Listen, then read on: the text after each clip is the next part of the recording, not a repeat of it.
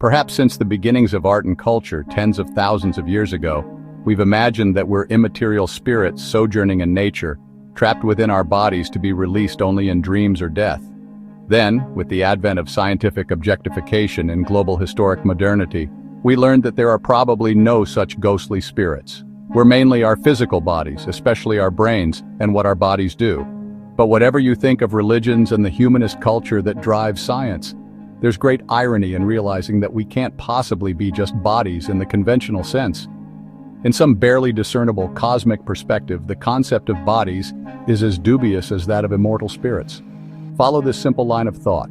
We imagine we're minds or brains within bodies, and those bodies in turn occupy some space and time on planet Earth. Earth is a celestial body within our solar system, which is located in the Milky Way galaxy, which is part of the local group of galaxies, which is situated within the Laniakea supercluster. We could keep classifying larger and larger parts of the universe until we reach the whole universe itself. At that point, we must ask whether the universe is a physical body. The universe includes space and time as its dimensions, so it couldn't be a thing or body unless it were embedded in a larger body, a multiverse, or quantum subspace. We can posit a megaverse or a quantum foam that seeds many universes, including ours. But in that case, we must ask whether the multiverse or the quantum vacuum is a body in the sense of being a physical thing. Whenever our analysis reaches the most abstract natural container of things, we must infer that that container can't be a body that compares with the bodies it contains. Thus, we must infer that we exist as bodies in something that ultimately isn't a body at all. And what sort of bodies could ours be in that case? This analysis is the equivalent of pulling the rug out from under us. We like to think our bodies are solid because the material body stands in for the archaic notion of the immortal spirit. Even long after God died in the developed world's secular imagination, we'd like to think our existential foundation is secure, so that our identity is meaningful.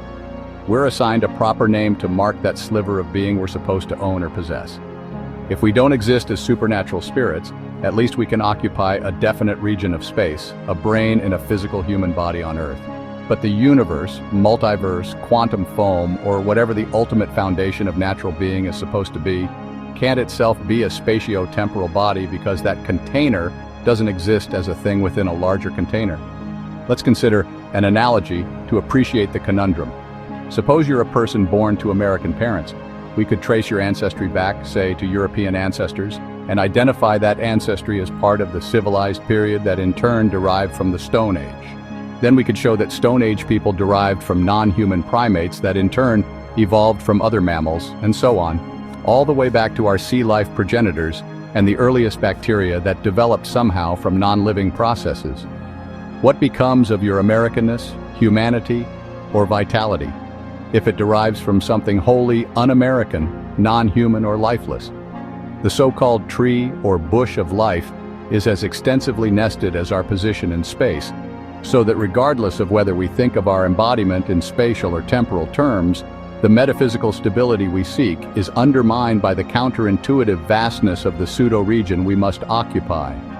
You might be an American, Canadian, or Mexican, but if that national identity is continuous with something wholly other, far enough back in time, that identity is illusory or superficial. From the cosmic vantage point, you'd be an American within a terrestrial process that has nothing to do with America. Does that mean we don't exist at all, that our embodiment is unreal? The typical way of dealing with this conundrum is to distinguish between local or conventional meaning on the one hand and the enlightened kind on the other. In some relative sense, we exist as bodies immersed in some present-day culture. That is, relative to some epistemic standards that enable us to survive and flourish. It's useful to think of ourselves as such bodies, yet from a more detached, objective, all-encompassing perspective that approximates absolute knowledge. There's only the universe, the multiverse, the quantum vacuum of virtual particles, or some exotic mathematical structure. And from that perspective, there aren't bodies or cultures at all. Still, those two perspectives must somehow relate to each other. Is it that the enlightened standpoint makes nonsense of the local, relative one? Is our complacent identification as embodied beings as naive as an infant's contentment with its rattle? The Sorite's paradox may shed some light here. If you pile enough pebbles onto each other, eventually you build a mountain. Is the mountain real, or is it just a useful simplification that spares us from having to think of countless compressed pebbles? There's no magic point at which the pebbles become a heap, a hill, or a mountain. We judge things according to the criteria supplied by our concepts, and those concepts are models that are supposed to be useful in fulfilling our mammalian or cultural purposes. We know a heap, hill, or mountain when we see one, just as we readily identify a human body by matching real patterns with the concept of our species. What connects the two perspectives is pragmatism, in that the conventional, vulgar conception of things is the only one that's practically available, given the limits of our cognition and our typical aims in life. There would be no satisfactory life for a human who thought strictly in terms supplied by the cosmic perspective, according to which there are no bodies, nationalities, or relative identities of any kind. This cosmically inclined individual would be wholly alien to us. At most, we might have inklings of such an inhuman perspective when we stretch our minds or preoccupy ourselves with philosophy, science, or religion. Still, what's so troubling here is that even though we can't adopt the cosmic perspective for long or in its fullness, we know it's probably the fuller picture. We're in the position of someone who knows that a murder has occurred, without knowing how it happened or who's responsible.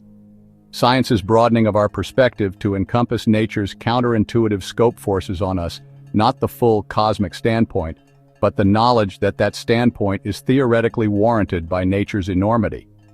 Baruch Spinoza called that cosmic synopsis the God's eye view. Again, what precludes us from adopting that standpoint is mainly our practical limitations, not the nature of reality. We're all important from our local perspective, but that perspective vanishes for a being with larger concerns. Just as mountains would vanish for a superintelligence that thinks in terms of very large numbers, such as the number of atoms that comprise a mountain, our bodies would vanish for someone who thinks of the universal reality, the non-embodiment of the cosmos. Reality is supposed to be antithetical to mere practicality. The more useful a conception is, or the more relevant it is in achieving our parochial goals, the more subjective and illusory the worldview that conception affords. Our conception of bodies is useful for our purposes, but those purposes will one day, millions of years from now, be perfectly irrelevant. It will be as if our purposes will never once have been formulated, so that what we regard as indispensable utilities will be good for nothing. This is what it means to speak of relative, local, subjective meaning. Bodies exist for human purposes because we use that conception of local materiality and physicality as a tool in our mental repertoire. But from the universe's perspective, as it were, we don't exist in that humanized sense because the universe can't be a body. Bodies would mean nothing to the universe, the multiverse, or the quantum field. Moreover, the very impracticality of that cosmic vantage point indicates its objectivity. The more detached a conceptual framework is from the purposes that are indispensable only to us, the closer that inhuman framework must be to capturing the larger reality. Suppose the whole universe were somehow alive. What would a human body look like to the universe as a whole? What would Americanness mean to the universe?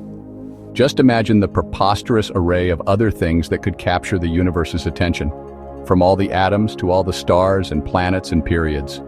Even if the universe had some divine senses and mental capacities, so that the universe could fix its gaze on you if it wanted to, why would it want to? Even if life were especially valuable, and human life more important than animal life, why would the universe dwell on any of us, rather than one of the tens of billions of other humans, or the trillions of other likely extraterrestrial persons? It's not that we don't exist as bodies at all. What's illusory is our presumed importance. What vanishes from an enlightened person's sight is the all-importance of limited mental frameworks. Suppose you're faced with a bigoted screed that's obviously wrong-headed, but the thought of correcting the screed in detail would be tedious. That screed would still exist, but it would amount to nothing for the more enlightened individual. The screed would be noise rather than signal, akin to what Augustine thought of as the metaphysical negativity of evil. All mere humanisms or anthropocentric conceits are effectively unreal from a vantage point that encompasses the deepest or most universal reality. Self-centered evaluations are valid only for our intuitive purposes, but those purposes themselves are grossly ill-matched when they confront the cosmic extents of deep space and time. Dismiss the intuitions that make our purposes seem so important, and you're left with the kind of objective detachment that intimates the availability of a transhuman, superintelligent, godlike standpoint that we'd find alienating. In ironic religious terms, we can think of theism as the greatest sin since, by personifying the ultimate stuff out of which everything else emerges, we vainly project our meager intuitions and purposes onto that which must be perfectly inhuman. We want to be loved forever by parental figures because we're traumatized by the prospect of our death. So we imagine God as a loving parent. That analogy would have nothing whatever to do with what's really out there, since the analogy would be subjectively meaningful only as a projection of human emotional needs.